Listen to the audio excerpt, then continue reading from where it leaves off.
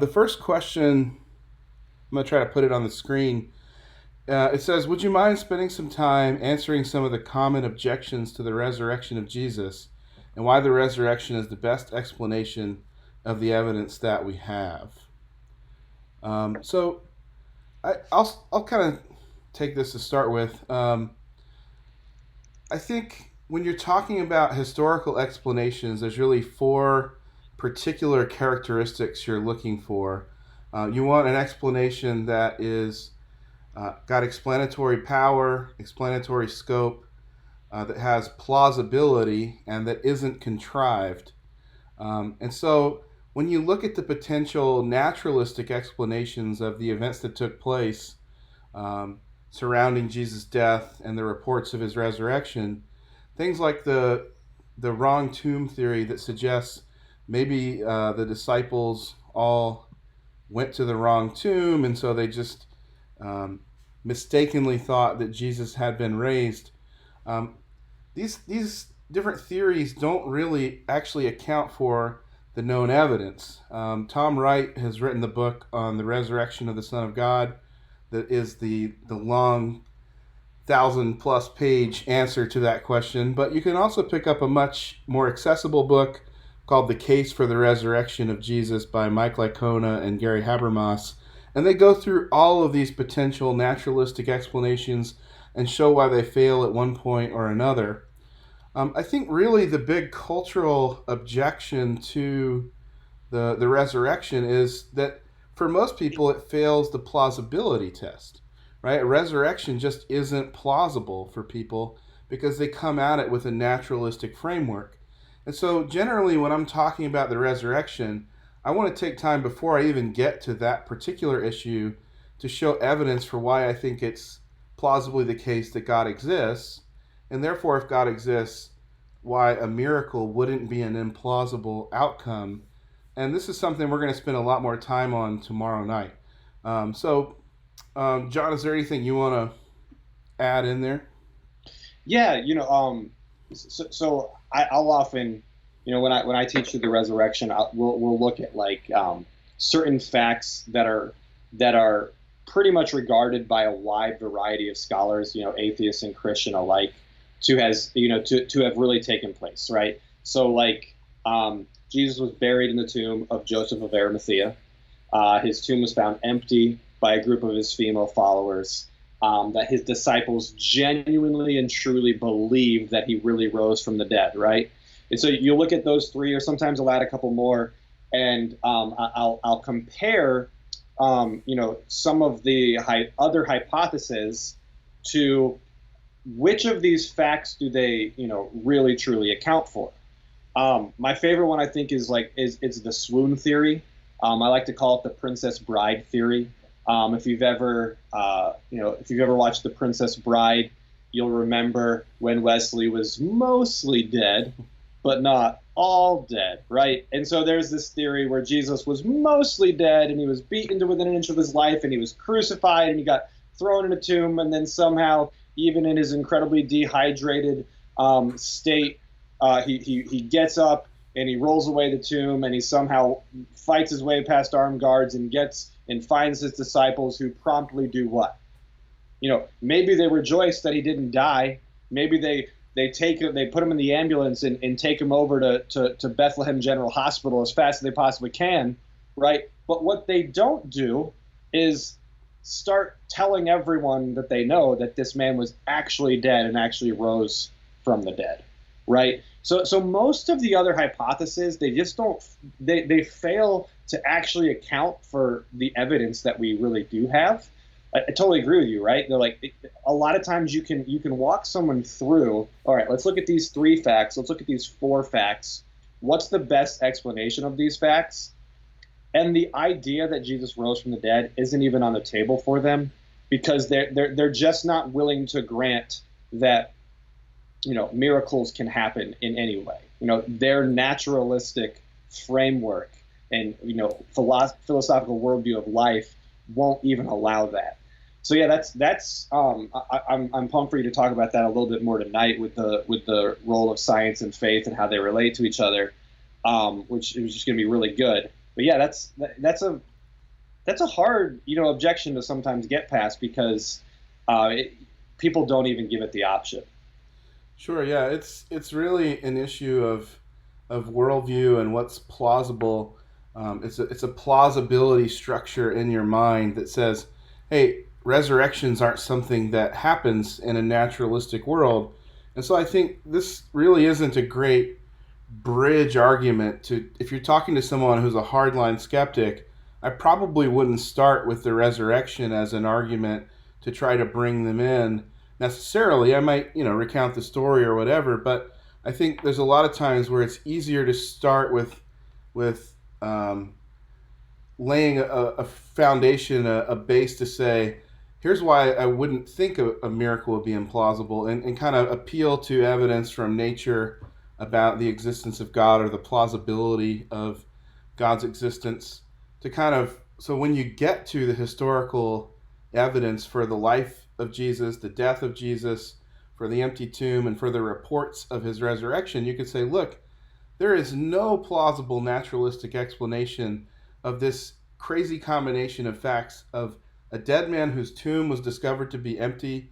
And really, that isn't super controversial among historians. There are some who deny it, but I think they do so as a way of preserving their naturalism. Mm-hmm. And the reports that his followers were saying he had risen. If you look at other examples of Messiah figures in that time, and there were others, when they died, their movements ended. When Jesus Right. died, his movement really took off. And how can you explain this Messiah who's supposedly dead? His movement would not all of a sudden take off. The one thing that accounts for that is this miraculous event of the resurrection of Jesus. And even thinking about someone like Saul of Tarsus, whose life becomes dramatically transformed, what could explain something like that? What could explain someone like James, um, who was the brother of Jesus, being willing to die for his belief that Mm. Jesus was in fact risen? So I think I would say read Mike Lacona and Gary Habermas's book if you want a very well researched account of this. Or if you want to really flex your muscle, you can get N.T. Wright's book, The Resurrection of the Son of God. And yeah, I mean, it's the quarantine, so you've got time to read a 1,200-page book, I think. I love that. I think for me, thinking about the lesson that you taught tonight, right, with doubts, one of the doubts that I struggled with myself, I remember growing up, was this idea, like the idea of a resurrection just really does seem so kind of crazy and ludicrous. And I remember, I was reading N.T. Wright's. I think this is an N.T. Wright's book, where he talks about how there were a lot of other characters, in Israel in this time that claimed to be a Messiah, and many of them died. And the comment he makes was really funny. He's like, if you were a follower of a Messiah figure in the first century A.D. in Jerusalem, and he died, you either went into hiding or you found another Messiah.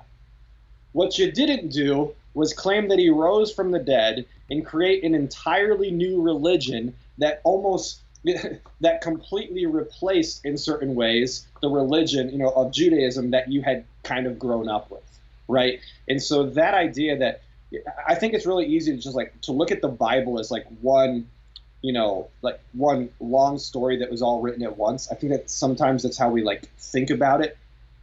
But when you understand the disciples and the early church, this new religion that they founded based off of the resurrection of Jesus was entirely different from what they thought was going to happen, from what they thought Judaism taught was going to happen. And what would have caused these people that had absolutely no reason to believe in this type of resurrection to all of a sudden, start preaching it and literally go to their death defending it and claiming that it was true, right? That to me was the most powerful kind of breakthrough I made with that.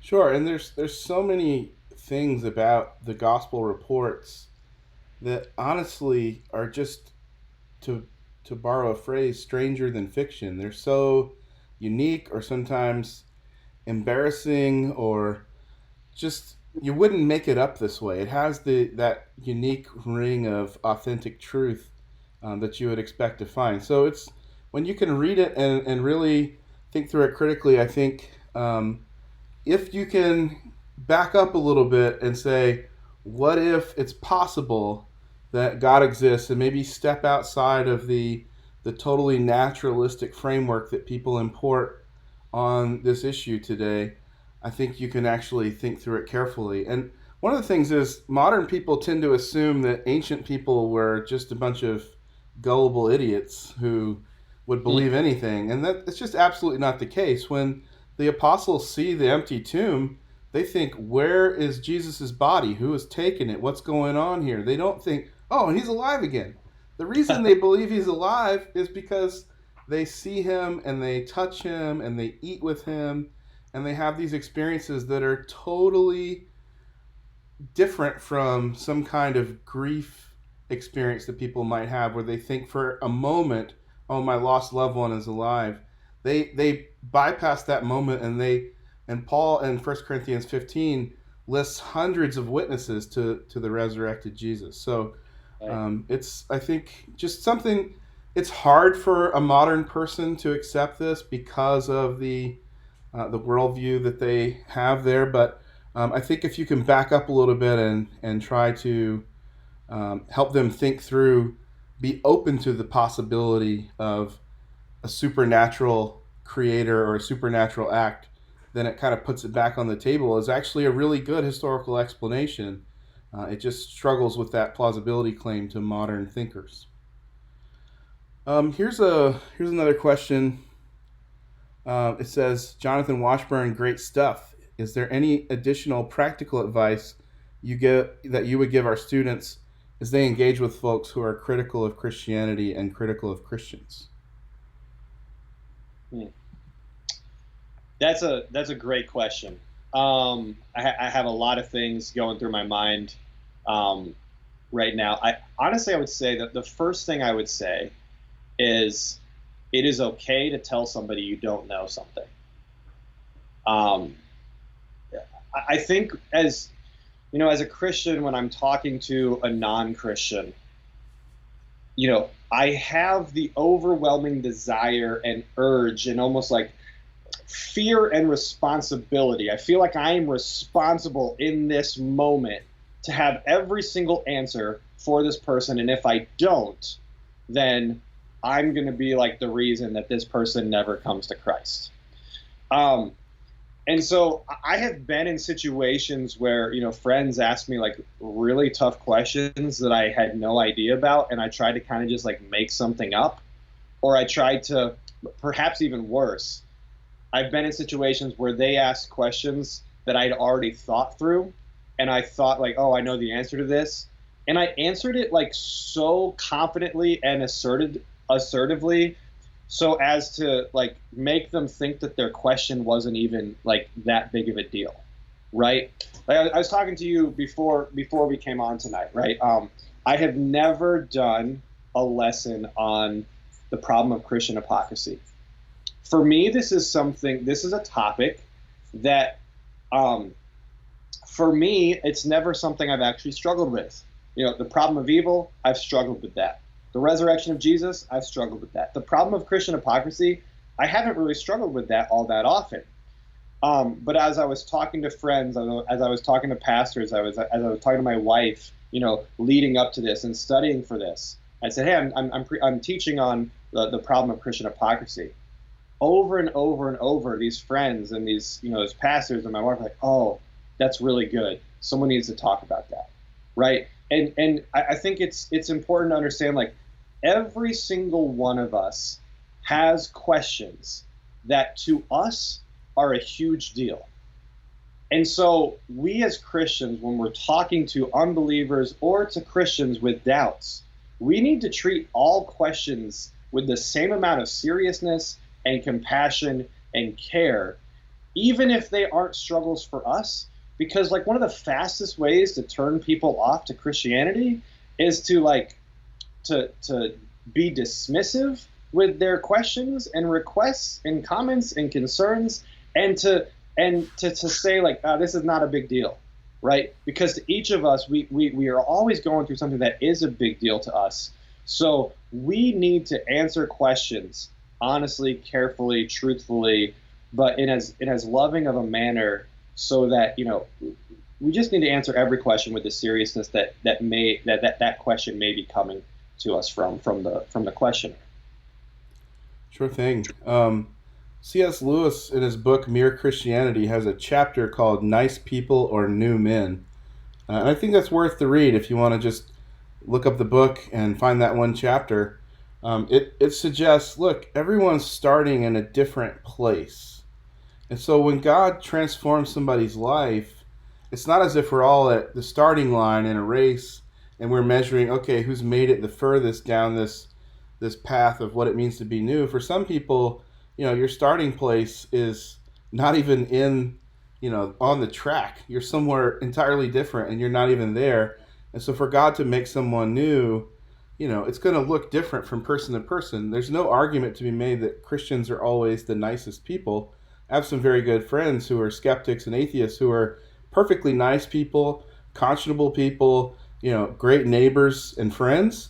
And, I'm grateful for that relationship, and I'm grateful that they are people who are concerned about, treating others well.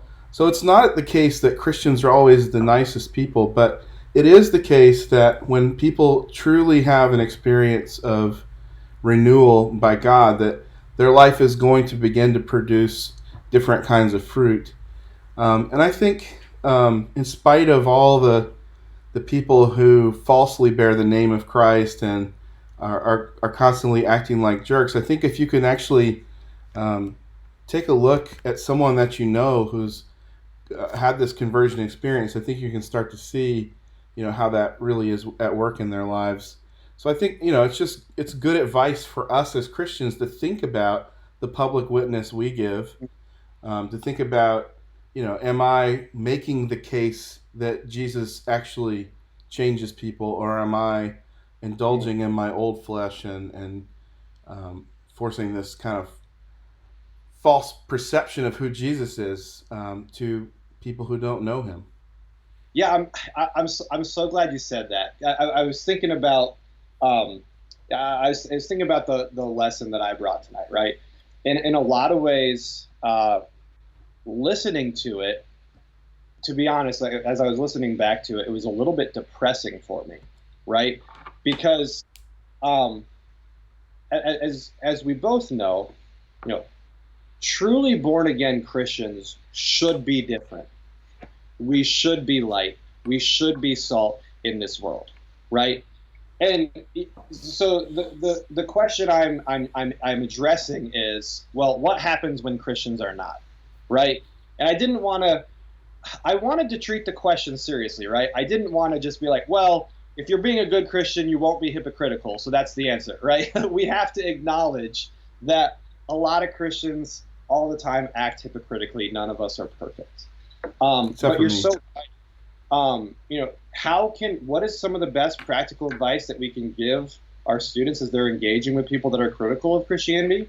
Well, try not to give them a lot of reasons to be critical of Christianity if you can, right?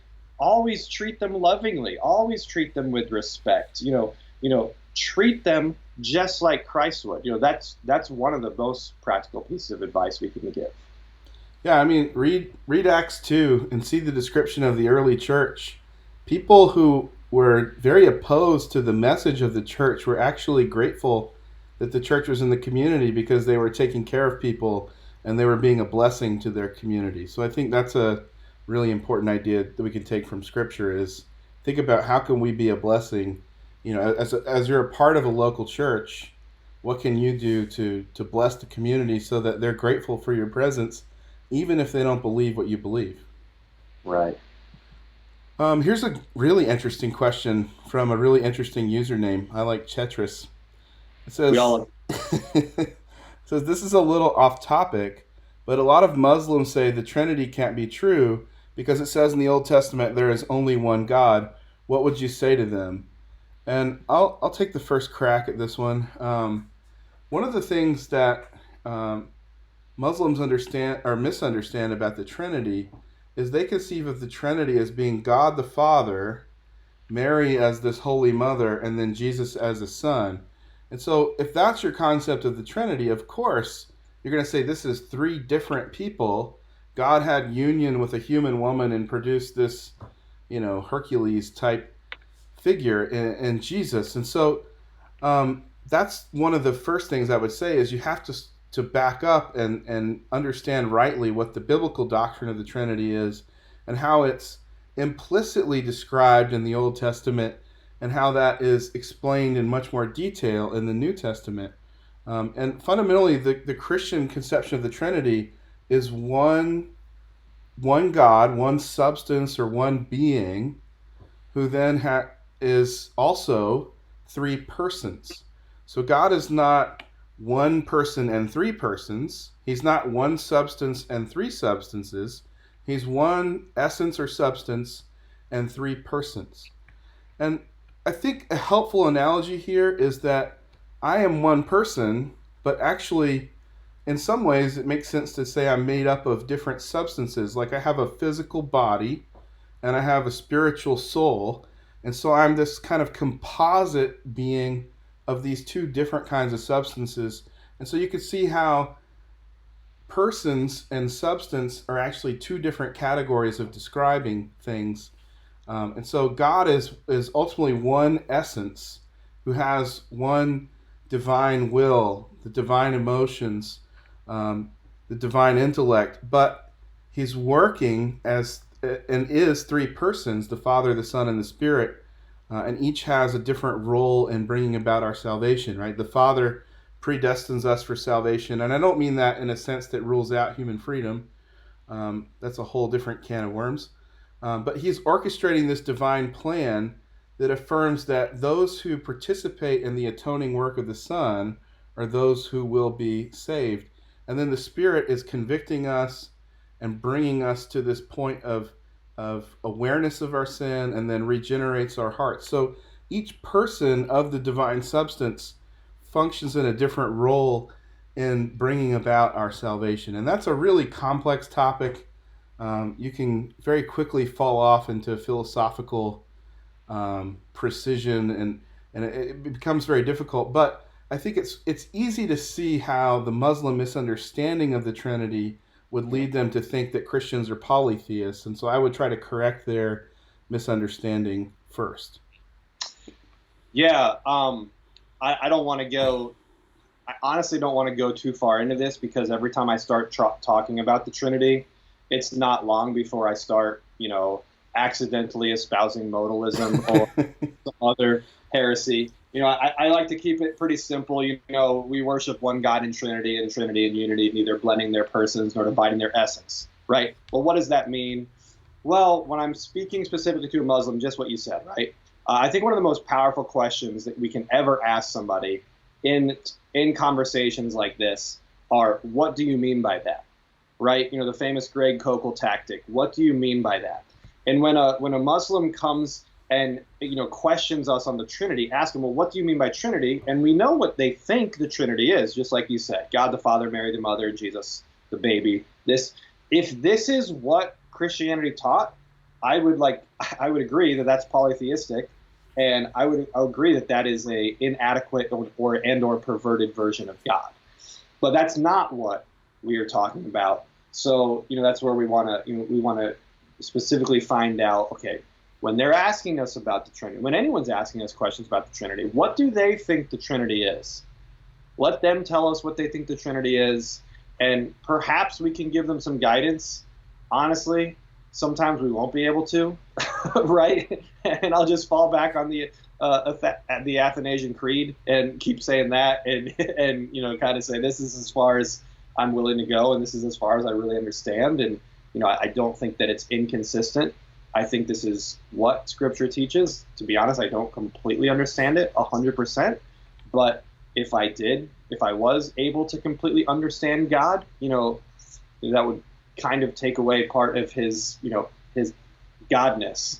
So For sure. And you can always fall back if you have a Muslim friend who's asking this question, you can just play Tetris with them because who doesn't like playing Tetris? So, and also I would say if you have a Muslim friend, you're doing it right. Yes. Great job. Great job. Continue those conversations. Absolutely. Here's the last question that I've seen so far. So if you have another one, drop it now. This is from Maria Dempsey. She says, some atheists don't believe in Christianity because it's built on faith, but they believe in the Big Bang Theory. But why do they believe that so strongly if their beliefs are also based on faith? So I would say it this way. It's when you talk about knowledge and belief, one thing that skeptics often try to do is say, well, I don't have beliefs, I just have the facts. I'm like, well, what do you do with those facts? Well, you believe them, right? Everyone has beliefs. Even the statement, I don't have beliefs, is something that they believe. It's a false belief, but it's something that they believe. So everybody has beliefs, whether they're religious people or irreligious people. All that to believe something is to say, I have this kind of favorable view of some statement or proposition. And so Christianity is a set of claims about reality, and it's a set of claims about reality that I happen to believe. And if those beliefs happen to be true, then I could say it's something that I know. So when it comes to people saying, well, you just believe that by faith, well, I say, okay, but it's a faith that's built on evidence and built on knowledge. And so that's kind of what I would point them back to, is that, sure, everyone has beliefs, atheists, Christians, Muslims, any kind of religious person or irreligious person has beliefs.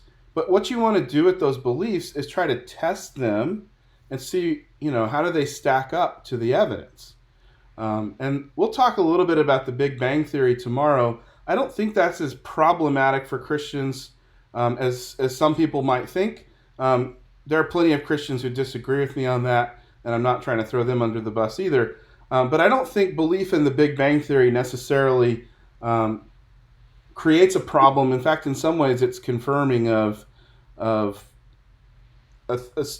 Christian story of origins to say, well, the Big Bang is a description of a universe coming into being from nothing. And that's exactly how Genesis 1 describes a universe coming into being from no material, no previously existing state of material. Of course, it's brought into being by God, but from no other previous state. So I think that's how I would say that, is just to say, I don't like to go around saying, well, atheists, you have faith in this, and I have faith in that. Sometimes faith is an unhelpful word because it's so misunderstood. And so I like to talk about belief and say, here's why I believe this, because there's evidence to support it, and I happen to think this is true. And so I think I can say I know that God exists, that Christianity is true, that the Bible is reliable. Anything you want to add to that? No, yeah, I really agree. Like that, again, what do you mean by faith? What do you mean by that is a great question to ask. In Scripture, most of the time, the New Testament uses the word faith. It simply means trust, right? So it's always related to evidence or facts of some type, right? So I think the mistake here is oftentimes, just like you said, a lot of people think like we have facts over here and faith over here, when in reality, what we have is we have facts, and then we can choose to either trust those facts or not trust those facts, right? You can choose to not believe that 2 + 2 = 4. You can choose that. You can choose to not have faith in the mathematical, system that kind of governs our the world.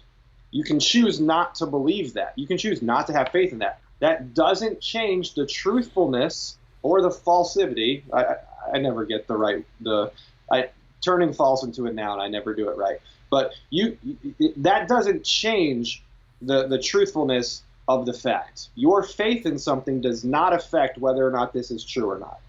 And so, yeah, I always say, I have faith I trust in this series of evidence, this series of facts about the resurrection of Jesus. because of these pieces of evidence, I do have faith. I do trust that Jesus really did rise from the dead. And if Jesus really did rise from the dead, then I think, Christianity is true. So yeah, great stuff there. Yeah, I think if you just I think the word proof is sometimes unhelpful, and what's better is to think about what are the clues, what are the facts about the world that I can kind of piece together and try to make some kind of inductive leap to say, what does all this add up to? And I think there are just so many evidences for God's existence, and then beyond that, for the Christian worldview specifically. And some of those are really intellectually rooted and factually rooted, but others of them speak to like existential questions I have, like what do I do with my guilt? Well, Islam tells me that I should just submit to God and do these, certain activities, and hopefully, maybe I'll get on God's good side. Maybe He'll show me mercy. But Christianity speaks to those existential needs in a much more powerful way, in a way that seems to ring true with if God really is loving and He really is just, how might He save people? Well, He might send His own Son, his own essence, to die in my place that I might have life. And so I think there's just this powerful ring of truth to Christianity in a lot of different aspects. You can get really nerdy and philosophical. Alvin Plantinga has an essay you can find on the internet called 24 or so Arguments for the Existence of God. I love the imprecision in the title, 24 or so. But there are just really a lot of different things we could look at that I think point us back to the Christian worldview makes the most sense of reality. And it's not what I choose to believe, it's I'm looking at the real world and this is adding up and making sense of what I see. So, yeah, I think I would just kind of reframe the question in terms of what can we actually know based on the evidence. This is a really good question here that kind of relates to this. It says, can you spend a moment talking about certainty and how it relates to knowledge? I'm just looking for some more clarity. I struggled with how much to go into um, epistemology, which is a branch of philosophy that's basically answering the question, what is knowledge? So, how can I know something? And basically, most of Western philosophy is reframing the answer to that question over the last 500 years. I think Alvin Plantinga, a Christian philosopher, has done perhaps the best job on that. I'm not necessarily recommending his work because it's super tough, and some of it's more easy, some of it's much harder to read. But essentially, if we go back to a classical answer to the question, Plato said that knowledge is justified true belief. So if I want to know something, first of all, I have to believe it. But me believing it doesn't make it true. So it also has to happen to be objectively true. It needs to describe the real world. And then lastly, I need some justification for that. And so philosophers over the years kind of poked holes in this definition and showed how there are actually some things that might fit that definition that we shouldn't say we know. And there's some other things that we could know that maybe don't fit that definition. But Plantinga kind of added one extra step, which is it should be a proposition or a statement that you can that you believe, that you can provide justification for, and that's true. And then he added one other step. He said that you don't have any defeaters for that belief. And this is going to get kind of long, but I'll try to wrap it up quickly. I used to watch the show The Walking Dead before it totally jumped the shark and half the cast left. And they had a spin-off show that I watched like 3 episodes of before I gave up called Fear the Walking Dead. The first episode of that show, spoiler alert, there's a guy who's like doing drugs in this crack house with his girlfriend, and he wakes up and he doesn't know whether he's high or what he's seeing is real. But there's another girl in the house with them that's like eating a dude, like snacking on his arm, and he's like, okay, am I like really high right now or is this real? And he doesn't know because the drug use that he's participated in has caused him to doubt his sensory belief-making experiences. And so that provides a defeater for a belief in what he's seeing in front of him. He thinks maybe I'm just on drugs and this person is not actually eating someone else. Sorry for the zombie talk. But that's kind of what Plantinga says. If you have justification, if it's true, if you believe it, and you don't have any reason to think that there's some kind of factor that undercuts your evidence, that totally reframes the conversation, then you can say, I know this. And of course, there are things that we know with greater confidence than other things, right? Like one of the things I'm most confident in is I know that my wife is going to be someone that I can trust, right? That's a proposition that I have real knowledge of because I know her and I know her character and that kind of thing. But there's some other things we could say I know maybe with a lesser degree of confidence. But we could still say, yeah, it's fair to say I know this to be the case. And then there are other things that we probably shouldn't say that we know. Maybe sometimes we claim to know them and actually that we don't truly know them. So I would just say that about knowledge. There's a lot more to study about that. Philosophers have spent a lot of time talking about knowledge. And one of the things that's unfortunate is that the modern world has said the only things you can know are things that are scientifically verifiable. But actually, it turns out you can't know that statement Mm-hmm. through any kind of scientific verification. It's a philosophical claim. To say I can only know what science tells me is a philosophical statement that requires philosophical justification. And so, therefore, it undercuts any kind of belief.